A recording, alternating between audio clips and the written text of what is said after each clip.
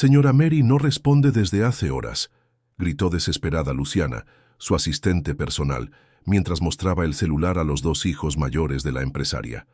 Esta fue la última ubicación antes de que el coche desapareciera del radar. Era una noche espesa, húmeda, y tan silenciosa que se podía oír el tic-tac del reloj de mármol en la pared de la mansión Rodríguez Altamira. En la pantalla del teléfono aparecía un punto rojo detenido en una carretera secundaria, cerca de una zona industrial abandonada. Nadie sabía cómo ni por qué Mary había terminado allí, y mucho menos por qué nadie atendía su celular. ¿Estás segura que no salió con escolta?, preguntó Tomás, el hijo mayor, CEO interino del imperio de su madre desde hacía 6 meses. Luciana negó con la cabeza. Dijo que iba a encontrarse con alguien, pero no dio detalles. Y me pidió que cancelara al chofer. Fue entonces que el miedo real se instaló en el rostro de Sofía, la hija menor. Su madre nunca cancelaba escoltas. Jamás salía sin avisar al menos a alguien de su círculo íntimo, y mucho menos apagaba su celular. «Hay que llamar a la policía. Ahora», dijo Tomás. Pero antes de que pudieran marcar sonó el teléfono de la casa. Era un número desconocido. «¿Hola?», contestó Luciana con la voz temblorosa. Una voz grave, distorsionada, irrumpió al otro lado de la línea. «Tenemos a Mary. No intentes rastrear esto. Tienen 72 horas para no interferir. Si alguien más se entera, ella no vuelve». El silencio posterior fue como una bofetada. Mary despertó con un zumbido agudo en los oídos y una venda negra cubriéndole los ojos. Sus muñecas estaban atadas con correas de nylon y un fuerte olor a combustible invadía la habitación. Trató de hablar, pero algo cubría su boca. Solo podía respirar por la nariz y escuchar el eco de sus propios latidos. Una gotera caía rítmicamente en algún rincón. No podía ver nada, pero sentía que no estaba sola. «No intentes moverte, Mary. Esto es temporal». La voz era masculina, baja, contenida. No parecía agresiva, pero tampoco amigable. Lo inquietante fue lo siguiente. «Lamento tener que verte así después de tanto tiempo». Mary contuvo el aliento. Esa voz no le era completamente desconocida. En la mansión, la policía ya había instalado una base de operaciones. El fiscal regional, 2 analistas de inteligencia y un comandante de operaciones especiales tomaron control de la situación. Los hijos de Mary se mostraban cooperativos, pero impacientes. «¿Ya hicieron el rastreo de cámaras?», preguntó Sofía por tercera vez. «Sí, el auto salió del perímetro a las 21:43. Desactivaron el GPS en la intersección del Puente Sur. Desde ahí, nada», explicó la inspectora Mónica Dávila. «¿Y no hay huellas digitales? ¿Drones? ¿Algo?» «Es mi madre», explotó Tomás. El fiscal lo miró con dureza. «Por ahora lo que hay es una instrucción clara de no interferir, pero eso no impide que investiguemos en silencio. No queremos provocar una tragedia». Lo que ninguno de ellos sabía era que el secuestrador conocía cada uno de sus movimientos, cada cámara, cada rutina. Mary seguía inmóvil, pero su mente trabajaba con intensidad. Aquella voz, el olor, la forma en que pronunciaba su nombre, lo conocía. Estaba segura. «¿Quién eres?», logró murmurar cuando por fin le retiraron la mordaza. Hubo una pausa. El hombre se acercó. La ayudó a sentarse. Luego le quitó la venda de los ojos. La luz era tenue. El lugar parecía un almacén industrial. Y frente a ella, con barba descuidada y una cicatriz en la ceja derecha, estaba alguien que creía muerto hacía más de 20 años. «¿No me reconoces?», dijo el hombre sin dejar de mirarla. «Te llamabas María entonces». «No, Mary. La chica de la casa grande. Y yo, el hijo de la cocinera». Mary palideció. «No puede ser. ¿Eres tú, León?» «Sí, Mary. Soy León. El que mandaron a la cárcel por algo que no hizo. El que perdió a su madre porque tú te callaste». Mary tembló. Los recuerdos llegaron como una avalancha. Ella con apenas 17 años, León escapando por el bosque y los guardias de su padre disparando como si fuera un ladrón. Un collar perdido, una acusación falsa y su silencio. Mientras tanto, Tomás y Sofía analizaban algo inquietante en los registros antiguos de empleados de la empresa. Un nombre tachado, un caso sellado por orden judicial. ¿Quién es este tal León Figueroa?, preguntó Sofía. Dice que trabajó en la finca hace 25 años y que fue condenado por robo. Pero no hay más detalles, respondió Tomás frunciendo el ceño. Luciana entró corriendo. Revisen esto. Encontré una carta vieja entre las cosas de su madre. Está firmada por alguien llamado LF. La letra temblorosa decía: no busco venganza, solo quiero la verdad y que alguien me escuche antes de morir olvidado. Tomás tragó saliva. Sofía se miró con angustia.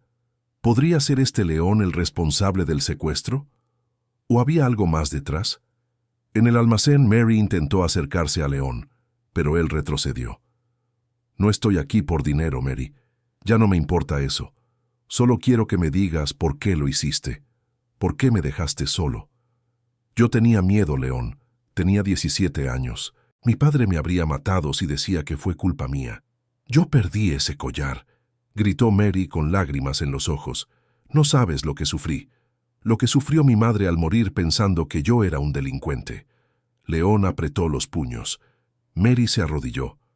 Haz conmigo lo que quieras, pero deja que mis hijos no sufran por mis errores. León la miró, con los ojos húmedos. No te traje aquí para matarte, Mary. Te traje para que digas la verdad. Y lo harás, delante de todos. Tomás recibió un correo sin remitente. Adjunto, un video. Aparecía su madre de rodillas confesando frente a la cámara. Yo acusé a León. Fui cobarde. Él era inocente, solo un chico pobre. Yo mentí. Tomás y Sofía quedaron en shock. El fiscal, que también vio el video, dio la orden inmediata. Prepárense, vamos a entrar. Pero esto va mucho más allá de un secuestro. El comando táctico se preparaba en silencio. Chalecos antibalas, visión nocturna, micrófonos encendidos. El almacén había sido localizado gracias a una triangulación del IP del correo anónimo. El equipo de rescate ya tenía las coordenadas. Sin embargo, el fiscal hizo una pausa. Antes de entrar, quiero saber una cosa. Miró al capitán. ¿Hay alguna forma de saber si el secuestrador ha sido violento? Hasta ahora no ha pedido dinero, no ha causado daño físico y envió un video sin amenazas. Diría que esto no es un secuestro convencional, respondió el capitán Gómez. Tomás en un rincón se preguntaba en voz baja, ¿y si este tal León tiene razón? ¿Y si mamá hizo algo realmente grave? Sofía lo fulminó con la mirada. No te atrevas a decir eso. Ella es la víctima. ¿Y si no lo es?, replicó Tomás. ¿Y si mamá también fue victimaria en algún momento? En el almacén, Mary y León estaban sentados frente a frente. Él la había liberado completamente, pero seguía bloqueando la única salida. ¿Y ahora qué?, preguntó ella. León sacó un sobre del bolsillo de su chaqueta. Era un sobre amarillento, con bordes gastados. Aquí está la prueba de que tu padre compró el silencio del juez. Un recibo bancario. Un documento firmado por el abogado de mi madre, que también desapareció. Y las cartas que ella te escribió a ti, y nunca respondiste. Mary tomó el sobre con manos temblorosas. Lo abrió. Reconoció la letra, las fechas, la firma. Todo era real. Yo no sabía que ella me escribió, susurró. Tu padre las quemó frente a mí. Yo las salvé de una caja vieja años después. León se levantó y caminó nervioso. Mi madre murió sin saber que tú también fuiste una víctima de ese entorno. Pero yo necesito que el mundo lo sepa. Necesito justicia. Mary asintió. Entonces déjame hablar. Déjame hacerlo yo. Mientras tanto, afuera del almacén, el equipo táctico se aproximaba en silencio, rodeando el edificio. Los drones captaban dos figuras sentadas. No había señales de violencia, solo tensión emocional. Señor fiscal, la entrada puede hacerse en menos de 2 minutos. ¿Procedemos? El fiscal dudó. No aún. Quiero escucharlos. Ordenó colocar micrófonos direccionales. Y así, por primera vez, Todos escucharon la conversación que se desarrollaba adentro. Yo era una niña, León. Fui criada entre barrotes de oro. Con miedo, con reglas. Nadie me enseñó a ser valiente. Tú eras lo único puro que tenía. Y cuando te perdí, quise enterrarlo. León bajó la cabeza. ¿Me traicionaste para sobrevivir? Sí, y he vivido con culpa desde entonces. Creé una empresa que ayuda a jóvenes pobres como tú, fundaciones, becas, pero nada de eso me devolvió la paz. Entonces, ¿por qué ahora? ¿Por qué viniste sola? Mary lo miró fijamente. Porque recibí tu carta, la que firmaste solo con el F. La leí hace un mes, y supe que tenía que encontrarte. Te busqué, pero tú me encontraste primero. Hubo un silencio largo. Quiero hablar en público, contarlo todo. Nombrar a los que pagaron para callarte, a los que te olvidaron. León se conmovió, pero entonces las luces del techo titilaron. Algo se movió afuera. Nos encontraron, susurró. Los drones captaron movimiento adentro. León se puso de pie, agitado, y eso bastó para activar el protocolo de intervención. «Adelante», ordenó el fiscal. Explosiones de humo, gritos, luces cegadoras. En segundos, una docena de agentes irrumpieron en el lugar. Mary gritó, «No disparen, él no me hizo nada». Pero era tarde. León ya estaba esposado en el suelo, con una rodilla en la espalda. Uno de los agentes había estado a punto de disparar. «Deténganse, él es inocente», clamó Mary, empujando a los oficiales. Tomás y Sofía corrieron hacia su madre, abrazándola, pero Mary los apartó. «Él es León, el niño que crió mi alma, y ustedes están haciendo lo mismo que hizo su abuelo». El capitán Gómez se acercó al fiscal. «Ordenamos traslado a prisión». Mary se interpuso. «Si lo encierran, yo iré a la prensa. Diré que el sistema protege a corruptos y encarcela a inocentes. Este hombre me salvó. Me enfrentó con la verdad. No lo permitiré». Todos quedaron en silencio. El fiscal se frotó el rostro. «Vamos a tener que revisar este caso desde el principio. Ordeno que lo lleven a declarar, pero sin esposas». Horas después, en la mansión Rodríguez Altamira, Mary ofrecía una rueda de prensa. Con voz firme narró todo. El caso de León, el encubrimiento de su padre, el silencio de los jueces y la mentira que había cargado durante más de 2 décadas. Los medios explotaron. La noticia llegó a todas partes. Mary se convirtió en el símbolo de una generación que buscaba reparar errores del pasado. Tomás, en su despacho, miraba el retrato de su madre joven, abrazando a un niño que él nunca había visto antes, y entendió. León no es el enemigo. Es la parte que mamá nunca pudo sanar. En una sala del Ministerio Público, León firmaba su declaración. El fiscal lo observaba en silencio. «Si todo lo que dijo Mary es cierto, vas a ser indemnizado. Pero más allá de eso, quiero preguntarte algo».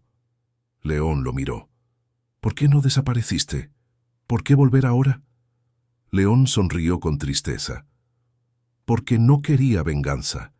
Quería que alguien me dijera, lo siento, y que lo hiciera de verdad». En los días siguientes, Mary invitó a León a su casa. Comieron juntos. Hablaron durante horas. Sofía lloró cuando él le contó cómo su madre lo cuidaba cuando estaba triste. Tomás lo llevó a recorrer las oficinas de la fundación que Mary había creado en su honor sin que él lo supiera. Un periodista preguntó, «¿Qué hará ahora, señor Figueroa?»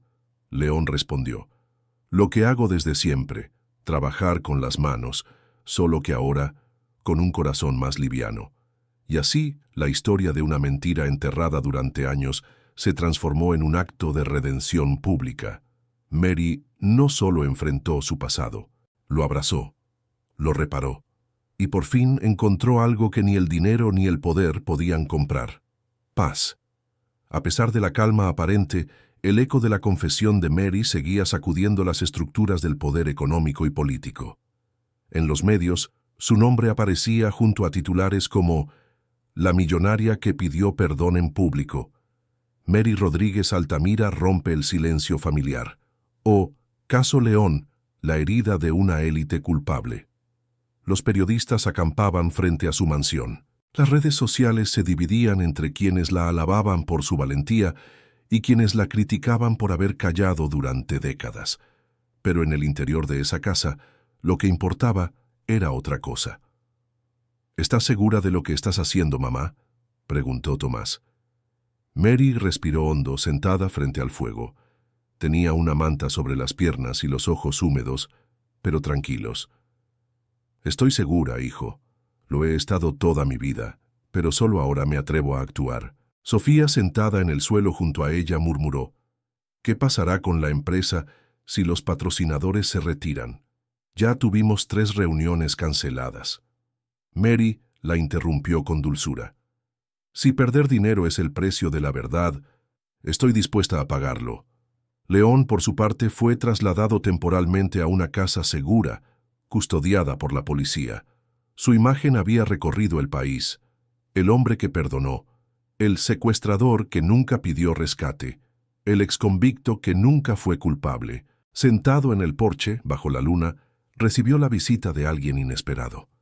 «Tú eres Tomás, ¿verdad?». El joven CEO asintió, con las manos en los bolsillos. «Sí, hijo de Mary», y del silencio. León lo invitó a sentarse. «Gracias por venir». Tomás dudó unos segundos antes de hablar. «Quería verte, aclarar algo. Cuando todo esto estalló, pensé que eras un loco buscando revancha, pero ahora veo que buscabas algo que nadie te dio. Justicia». León bebió un sorbo de café. «Y comprensión. No es lo mismo». Tomás asintió. «Quiero pedirte disculpas por lo que pensaba y por todo lo que nuestra familia causó». León lo miró con serenidad. «No puedo cambiar el pasado, Tomás, pero sí puedo elegir no odiarte. Y eso ya es un principio». Días después se realizó un evento público convocado por Mary. En el gran salón de conferencias del Grupo Rodríguez Altamira, más de 300 personas, entre empresarios, abogados, activistas y medios, se reunieron para escuchar la historia completa. Mary subió al escenario con paso firme. Vestía de blanco. Tomás y Sofía la acompañaban. León, sentado en primera fila, la observaba en silencio. «Hoy no vengo a hablar como presidenta de una corporación», comenzó, «ni como filántropa. Hoy hablo como una mujer que se equivocó, que cayó, que huyó, pero también como una mujer que decidió enfrentar».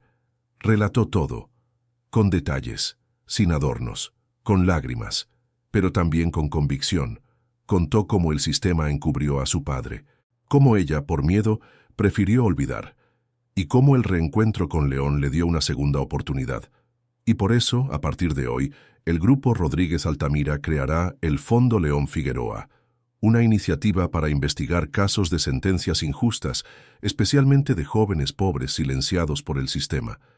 El público aplaudió de pie. Algunos lloraban. León bajó la cabeza. Había luchado por justicia, y sin haberlo planeado, se había convertido en un símbolo. Esa misma noche, León recibió una llamada. «¿Señor Figueroa?» «Sí». «Le habla el juez Álvarez. Estoy reabriendo su caso. Ya recibimos los documentos originales y testimonios clave. Si todo coincide, su condena será anulada oficialmente». León no respondió de inmediato. Una lágrima corrió por su mejilla, pero su voz fue firme. «Gracias, señor juez. No quiero venganza. Solo que conste en los registros que nunca fui culpable». En la empresa, Tomás asumió una nueva postura frente a la dirección. Propuso abrir espacios de diálogo sobre justicia social, privilegio y errores corporativos. Algunos inversionistas se retiraron, pero otros nuevos llegaron, atraídos por el giro humano y ético de la marca. «Si esto arruina mi reputación en el club de golf, no me importa», bromeó Tomás con Sofía. «Pero si cambia una sola vida, ya vale la pena». Mary, desde su oficina, observaba en la pantalla un viejo video. Tenía 17 años. León corría entre los árboles. Ella gritaba su nombre. Luego, un disparo. Se abrazó a sí misma y dijo en voz baja: «Perdóname, León, pero gracias por no rendirte». Un mes después, León fue declarado oficialmente inocente por el tribunal. El juez pidió disculpas públicas en nombre del Estado y Mary lo acompañó en cada paso. «No quiero que esta sea solo una victoria personal», dijo León frente a las cámaras. «Quiero que esta historia sea una advertencia de que no todos los culpables están en prisión y no todos los inocentes son libres.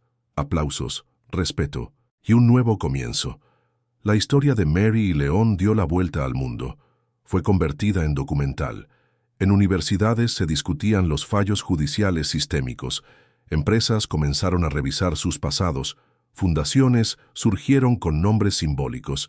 Y por primera vez el apellido Rodríguez Altamira ya no era solo sinónimo de poder, sino también de redención. Una tarde, en la finca vieja donde todo comenzó, Mary y León plantaron juntos un árbol. «¿Qué especie es?», preguntó ella.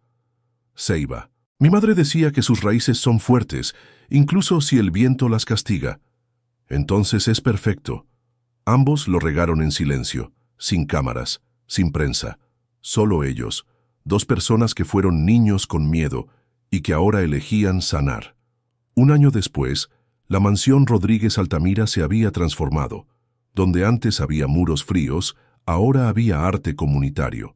Donde había salas de juntas, ahora se daban talleres para jóvenes sin recursos. Mary lo observaba todo desde la galería del segundo piso. «¿Y si no es suficiente?», preguntó en voz baja.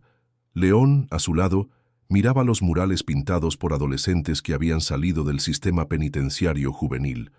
«No se trata de que sea suficiente, Mary. Se trata de que es verdadero. Lo que sale del alma, aunque sea pequeño, cambia más que un edificio entero con fachada limpia». Ella asintió. Por primera vez, su imperio tenía raíces, no solo cifras. Tomás había sido invitado a una cumbre internacional de líderes jóvenes. Durante su intervención, habló sin rodeos. «Mi madre fue valiente, pero también fue parte de un error histórico.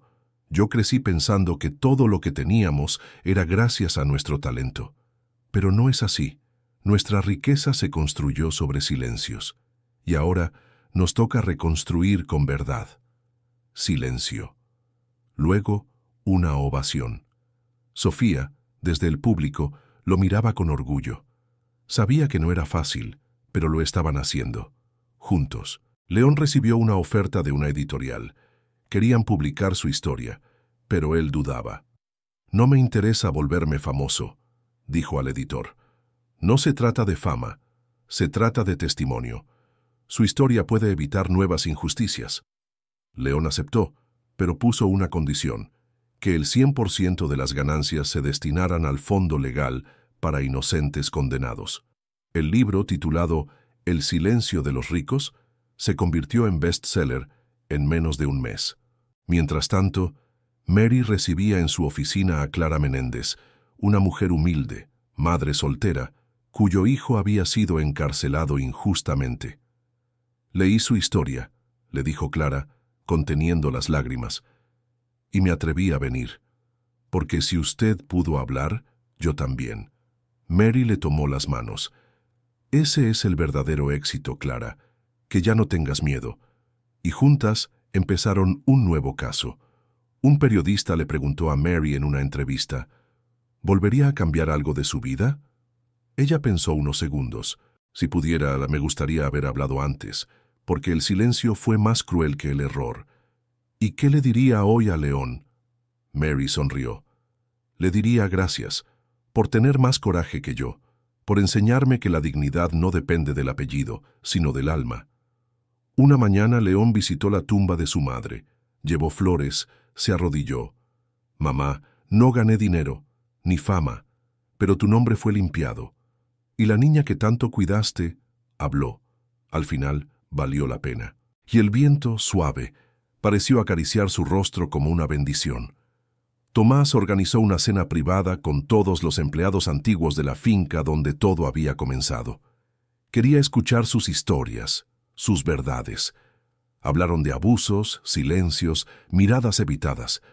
«Esto debimos hacerlo hace 30 años», dijo uno de ellos. «Pero lo estamos haciendo ahora», respondió Tomás. El ambiente se llenó de un tipo de paz rara, la que nace cuando se deja de fingir. Sofía, por su parte, creó un programa educativo con el nombre de la Madre de León. Lo llamó Escuela de Doña Pilar. Enseñaban oficios, oratoria, ética y memoria histórica. Nadie más será invisible en este país, declaró al inaugurar el primer centro. Y muchos sintieron que, por fin, el apellido Rodríguez Altamira estaba sembrando justicia. Un día, León fue invitado a dar una charla en la universidad, donde antes nunca habría sido aceptado. Entró vestido con camisa blanca, voz firme y pasos lentos. «Yo no vengo a hablarles como víctima», comenzó, «ni como héroe. Vengo como alguien que fue olvidado y que eligió no olvidar».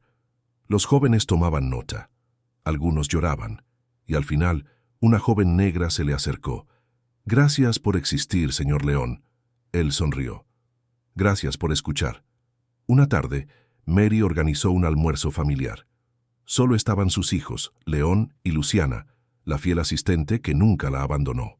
Comieron al aire libre, entre risas y anécdotas. «¿Recuerdan cuando mamá decía que el mundo se arreglaba con firmar un cheque?», bromeó Sofía. «Y ahora sabe que a veces basta con pedir perdón», agregó Tomás.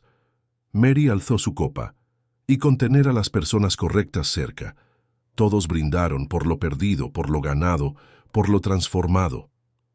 Esa noche, Mary escribió en su diario: «No soy la mujer que fui, ni la que mi apellido esperaba que fuera, pero sí soy la que miró al abismo y decidió saltar hacia la verdad.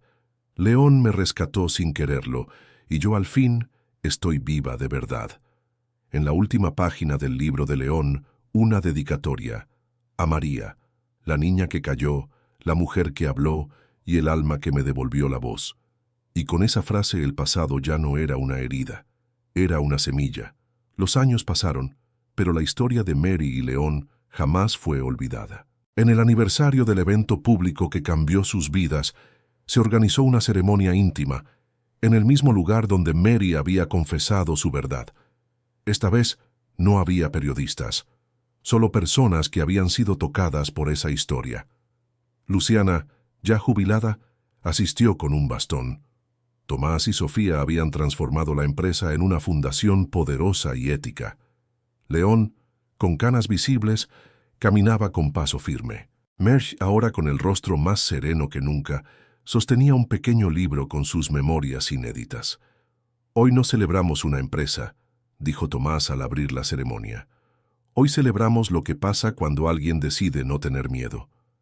El silencio fue profundo. León se levantó. Miró al público. «Nunca imaginé estar aquí, ni tener una familia como esta. Pero la vida es rara. A veces, el dolor abre puertas que el dinero nunca podría». Mary lo tomó del brazo. Lo ayudó a bajar del escenario. Sus miradas ya no tenían culpa, solo gratitud. Tras el acto, un joven se acercó a León. Vestía ropa sencilla, pero sus ojos ardían de preguntas. «Señor, ¿cómo hizo para no odiarlos?». León lo pensó. No se trata de perdonar para salvar al otro. Se trata de perdonar para no morir por dentro. El odio no construye casas, ni familias, ni futuro. El joven asintió. Y antes de irse, dijo algo que dejó a León en silencio. «Mi hermano está preso por algo que no hizo, pero ahora sé que no voy a rendirme». En una de las oficinas de la fundación, Sofía sostenía un sobre viejo. Era una carta original de la madre de León. En ella, una frase subrayada: «Mi hijo es pobre, pero su alma es grande. Algún día, alguien lo verá». Sofía colgó la carta en una pared central de la institución. A su lado colocó una foto de León de joven. Abajo un letrero: «La justicia no es caridad, es deuda». Mary, ya retirada, vivía en una casa sencilla frente al mar. Todos los días salía a caminar sola al amanecer. Saludaba a los vecinos, daba clases de escritura a mujeres mayores, y cada mes recibía cartas de personas que habían leído su historia. Un día abrió una que decía: «Gracias por dar la cara. Usted me recordó que la dignidad no muere, solo duerme». Lloró, pero con paz, como si cada lágrima limpiara una grieta antigua. León también vivía en el campo. Construyó una pequeña escuela de carpintería. Enseñaba a jóvenes sin rumbo. Les hablaba de la madera, del silencio, de la paciencia. Un alumno le preguntó, ¿y usted fue rico alguna vez? León sonrió. No, pero aprendí que ser respetado vale más que cualquier fortuna. En una entrevista final para un documental, Mary fue interrogada. ¿Qué aprendió de todo esto? Que el poder sin memoria es violencia, y que incluso los nombres más poderosos pueden limpiar su historia si dejan de correr. ¿Y qué fue lo más difícil? Mirarme en el espejo y no reconocerme, pero lo hice y volví a nacer. El documental se tituló Voces que no callan. Fue proyectado en escuelas, centros penitenciarios y festivales internacionales. La historia de Mary y León se volvió una referencia sobre reparación, privilegio y verdad. Pero más allá de los premios, lo que importaba era otra cosa. Una madre se atrevía a decirle a su hijo, perdón. Un joven decidía no rendirse. Una mujer rica hablaba de su vergüenza sin disfrazarla. Y un hombre que fue enterrado por el sistema era ahora mentor de cientos. En el jardín de la fundación, una niña le preguntó a Mary, «¿Tú fuiste mala?» Mary se agachó, le acarició el cabello. «No fui mala. Fui cobarde, pero aprendí a no serlo más». La niña la abrazó. «Yo quiero ser valiente como tú». Mary sonrió, con los ojos húmedos. «Entonces ya lo eres». Tomás, en una reunión con empresarios, escuchó a un colega decir, ¿de verdad crees que mostrar vulnerabilidad es bueno para los negocios? Y Tomás respondió sin dudar, no es bueno para los negocios, es bueno para el alma. Y eso al final cambia todo. Años después, cuando León murió en paz, cientos asistieron a su velorio. Mary, de pie frente al féretro, tomó su mano ya fría y dijo en voz baja, «Gracias por perdonarme antes de que yo pudiera perdonarme a mí misma». Y colocó en su ataúd una foto antigua, de ellos, en la finca, cuando todo era inocencia. El círculo se cerraba, no con olvido, sino con verdad. El árbol que habían plantado juntos floreció, alto, fuerte. Bajo su sombra, generaciones futuras leyeron su historia, y supieron que el dinero puede comprar casi todo, pero que la redención, la verdadera, solo llega cuando el alma decide hablar.